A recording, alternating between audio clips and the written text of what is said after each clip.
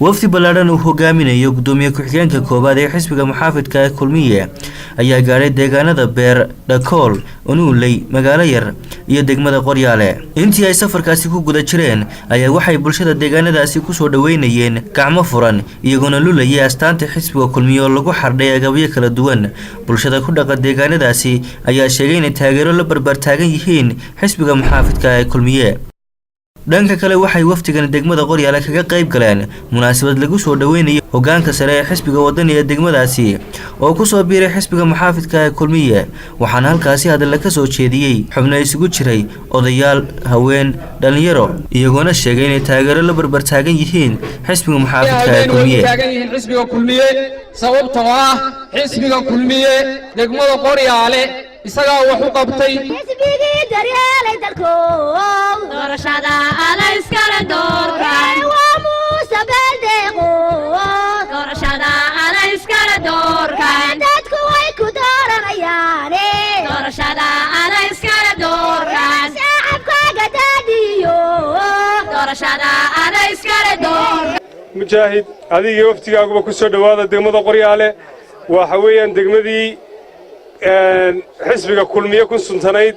waad arkaysaan indhihiina idin macalina waxaanu aad iyo aad ay u barbar taagan xisbiga kulmiye maxamed kaahin axmed gudoomiyuhu maartay in badan buu halkan wuxuu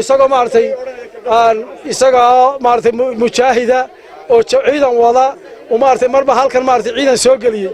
laakiin galabtayada caleemo qoyan iyo maartay farxad iyo tartan iyo wanaag maartay galabta ay taagan tahay wax ilaahay aad loogu mahadnaqaa runtii marka xisbiga wadani Soomaaliland iyo qarannimadeeda halis buu ku yahay xamarta la idin sheegaya wax badan baa ka jira xiriir badan baa ka jira adoo ruush leedsanaya muusana waa kii rusheeyay raggii la dhacay rasaasta raggii waayeelka raafay markii intii rugcadaa aqoon leh markii loo qoday daluunta ninkii hiilinayay ninkii huray naftiisa miyaan agdhigaa riwaayad runiyo been kala fogaatay anoo rugcadaa arkaya mujaahidka ii rafaaday miyaan doortaanin raadsha dhaliilaha lagu rogaayo dalkaan dhisaneen u dhalannay ninkaa xamar noo raraya ileen qaran baan rabnaaye miyaan raacna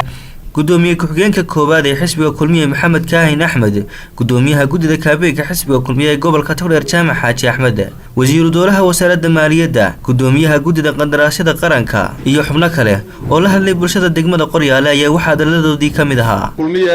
wuxuu ku tartamayaa waxqabad iyo barnaamij cad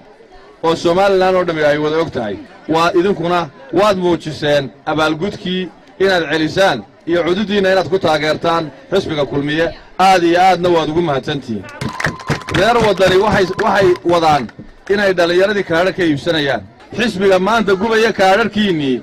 waa xisbi aan rajo ka qabin mustaqbalka iyo qarannimada Soomaaliland waa xisbi meel kale looga gacan haadinayo waa inaad ka feejignaataan waxaa caddaana inuu wadani Soomaaliya xidhiidh leeyahay dooran mayna cidlo Soomaha miyayna xusina xirro xisbiga kulmiye looga baqi maayo amniga Soomaaliland laakiinse wadani waa looga baqaya amniga Soomaaliland qoryaale runtii waxay ka mid tahay meelaha barnaamijkii xisbiga kulmiye uu biyo dhigay marka inaynu inagu ka tagna maaha waa inaynu inagu kaas aynu sii maallaa weligiiba wuxuu ahaa qoryaale iyo degaamadani degaamo taageera xisbiga kulmiye ayay ahaayeen xisbiga wadani waxaynu leenahay degaamada aad ku leedahay cududda iyo meelaha aad taageerada ku leedahay halkani ma ahee raalli iska ahaw xisbiga kulmiye waxaynu ku dooranaynaa waxqabadkii tirada badnaa ee qarankeenna guud ahaan wax ka qabtay abaal buu inaga doonaya abaalka waa maxay inaynu mar kale talada qaranka ku celinno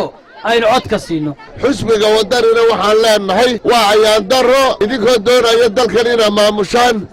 in fikirkiinna siyaasigihii uu noqdo inaydun tidhaahdaan muwaadiniinta kaarhkoodaannu gubaynaa waa arrin aad iyo aad u liidata waa arrin aad iyo aad u daciifa shaafici maxamed ibraahim telefishinka caalamiga ee Soomaali Cable magaalada Burco ee xarunta gobolka Togdheer